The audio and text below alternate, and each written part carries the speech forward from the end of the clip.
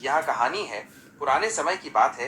एक गांव में एक परिश्रमी किसान रहता था। वो हर साल पूरी लगन से अपनी फसल उगाता, परंतु बार बार उसकी फसल प्राकृतिक आपदाओं की वजह से नष्ट हो जाती।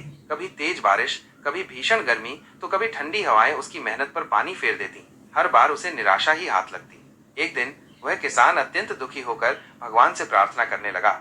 हे प्रभु, आप मेरे साथ ऐसा अन्याय क्यों करते हैं? मेरी मेहनत बेकार चली जाती है। कृपा करके मेरी फसल के लिए अनुकूल मौसम दीजिए, ताकि मैं अच्छी पैदावार कर सकूं।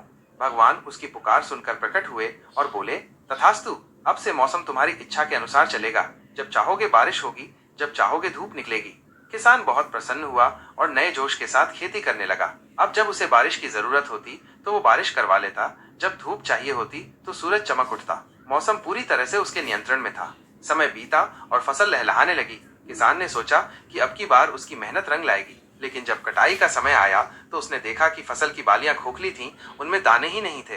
यह देखकर वो स्तब्ध रह गया। हताश होकर उसने फिर से भगवान को पुकारा, हे प्रभु, यह क्या हुआ? मेरी फसल में दाने क्यों नहीं आए?